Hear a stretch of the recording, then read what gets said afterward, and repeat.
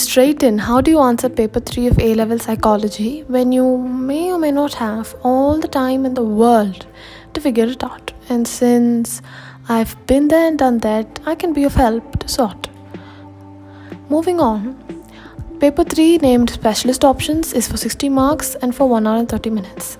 And every paper has the same 2, 4, 6, 8 and 10 markers. And this is my A-level question paper for March 2021, and it also has these 2, 4, 6, 8, 10 markers for all 4 topics, and you have to choose 2 of the 4. And every first 3 questions, and especially the first one, has these command words: describe, explain, outline or identify.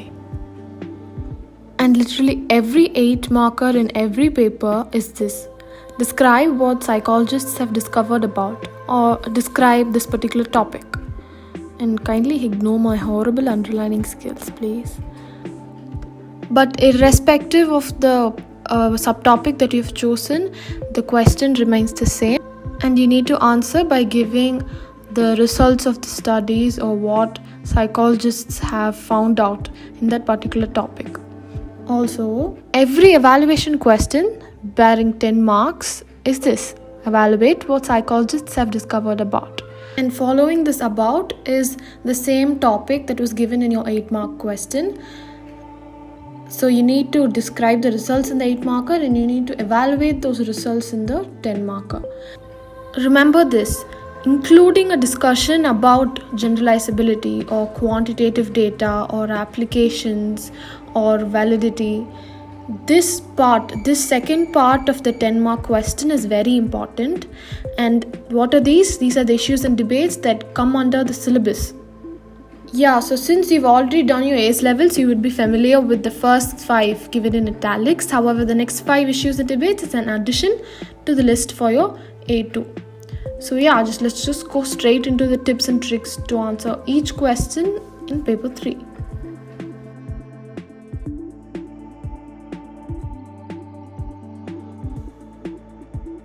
No matter the subtopic you choose, the first question is almost always one of these 3. First one, explain what is meant by, in reference to, or, and its effect on. You need to answer both the parts of the question. Number 2 possibility is outline a particular concept or term. Number 3 is identify any 2 variables or any 2 concepts or any 2 advantages also. And to gain these 2 marks, you need to give first a detailed explanation of that term or concept, or outline the basics of that concept. And also the most important thing is you need to give an example or give 2 or 3 types if it's a huge topic to cover. This will earn you the 2nd mark. And sometimes, as first shown, a question can have 2 parts. So only if you answer both the parts of the question, you will be given both the marks. Moving on to the 4-marker question, it's always, or sometimes it might differ, but mostly it's just describe as the command word. So for describe question, you will be asked to either describe a model or theory or a main concept, or you might also be asked to describe how the data was collected in the form of questionnaires or self-reports, or how it was collected, or outline the findings of a particular study too. And to answer this 4-marker question, first you need to be able to give a detailed answer with clear understanding of the topic area. This I just copy pasted from the marking scheme, so these wordings are very important. You need to also give the meaning of that concept first. Then you need to list the subtopics that come under each of the concept.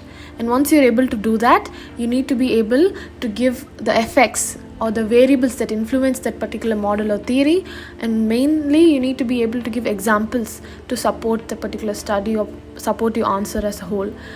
If you give each of these 4 things that are supposed to be given, which is meaning, subtopics, effects and variables, and examples being very important, you will be able to earn all the 4 marks when it comes to answering this question.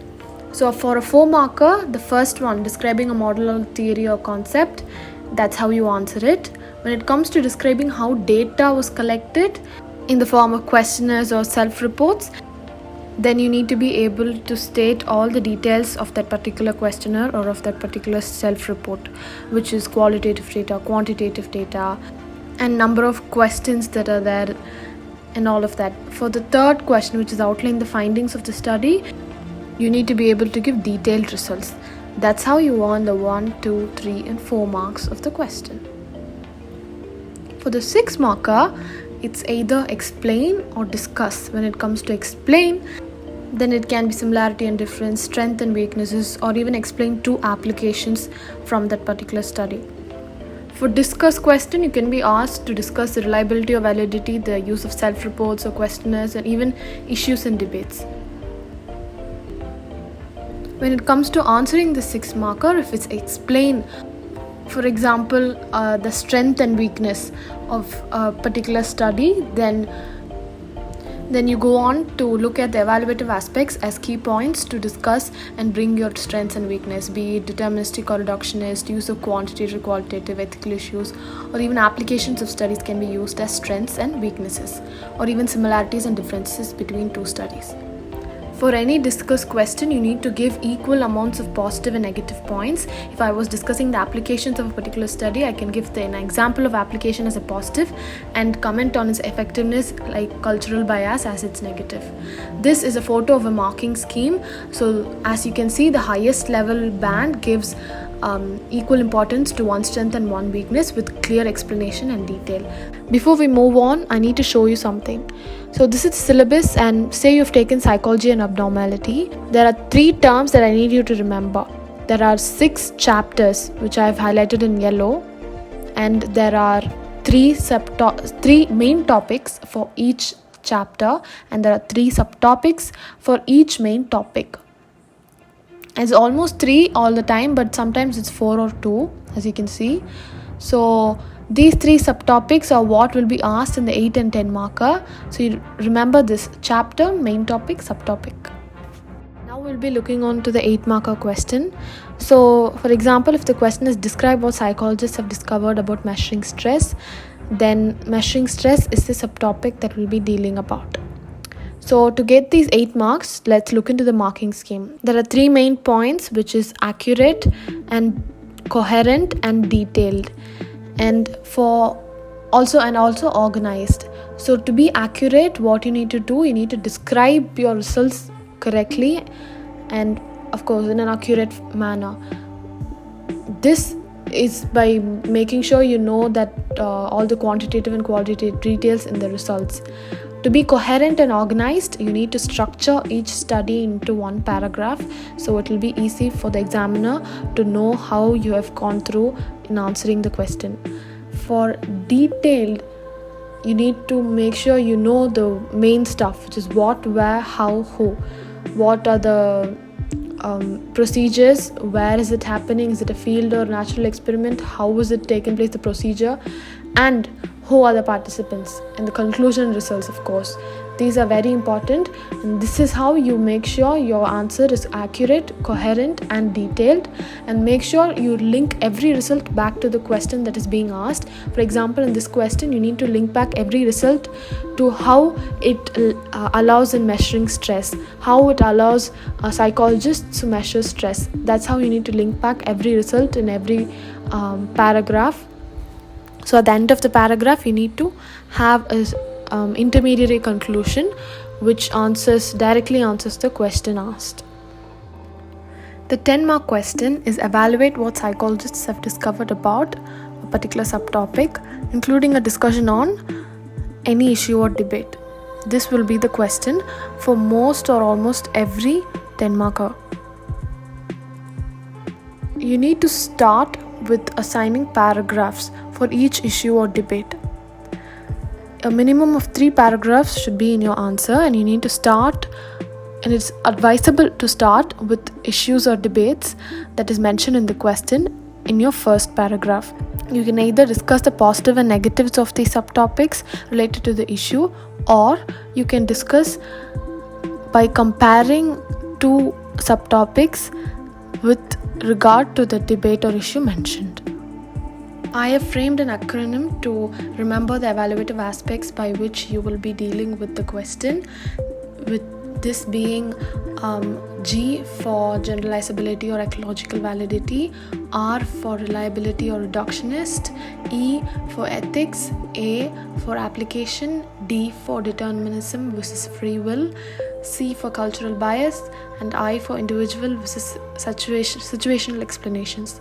So this greed CI is how I remember the evaluative aspects through which I can answer my 10-marker question.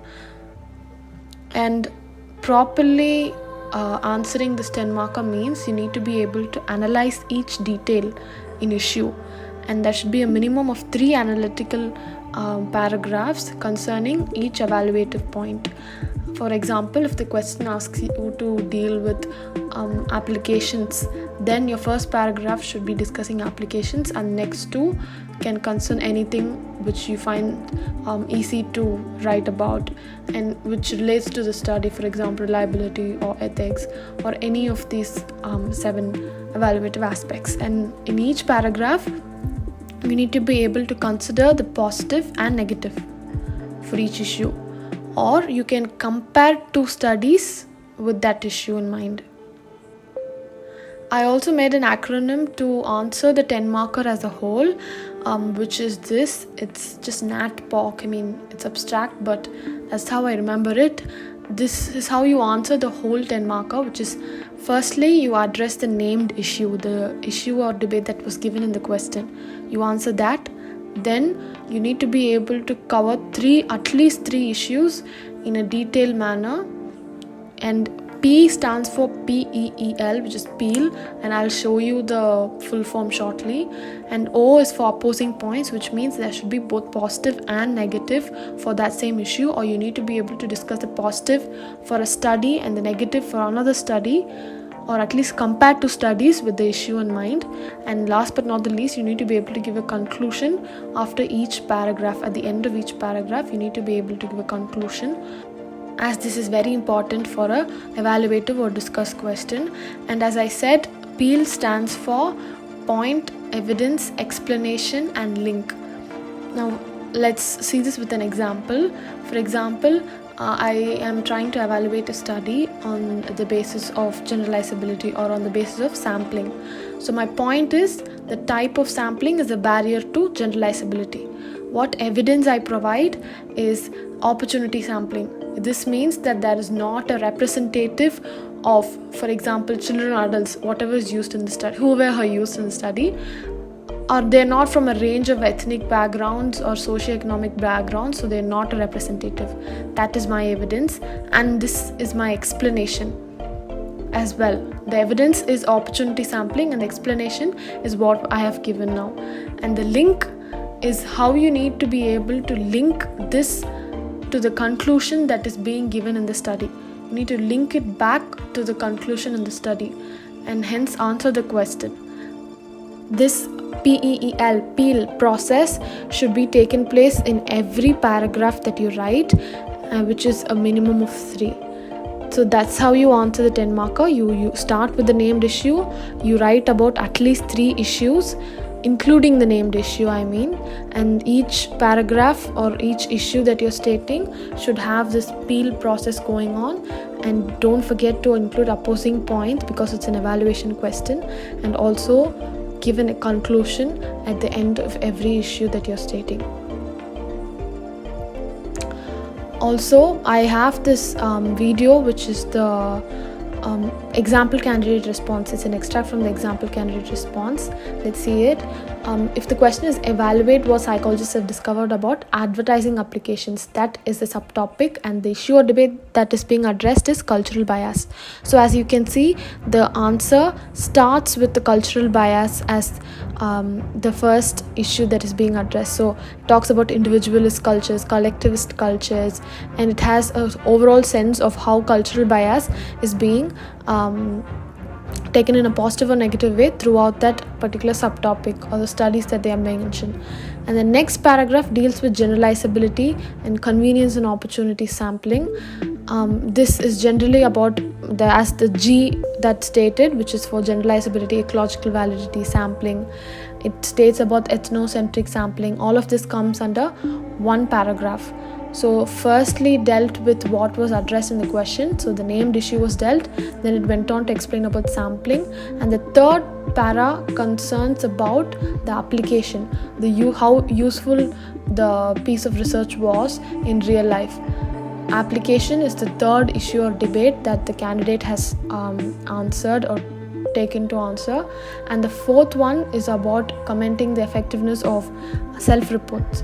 So there has been 4 paragraphs with detailed analysis and evaluation for each of the issue or debate, and it has evidence and explanation supporting each issue.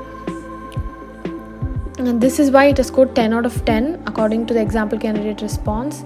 So as you can see in the marking scheme, they've given that it is very effective and excellent in detailed evaluation, and since it has already addressed the first issue, they are meeting the minimum requirements of the question, so that is very important. And then they go on to explain 3 other evaluation points, and for each evaluation point they give the strength and weakness. So that's how you get a 10 out of 10 in the 10 marker. So lastly, I do have another PDF which goes on in detail, as you can see that video in detail, explaining about how to evaluate self-reports, ecological validity, and more evaluative points in detail, and also on tips to answer the 6 marker.